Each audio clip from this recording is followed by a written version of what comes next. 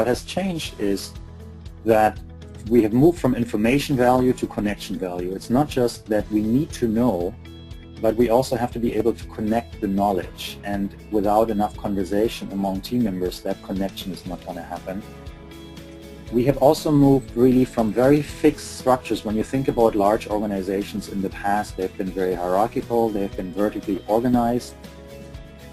This is changing because those structures are also very slow to adapt to change. What we do have now are much more fluid structures. Teams come together and disband.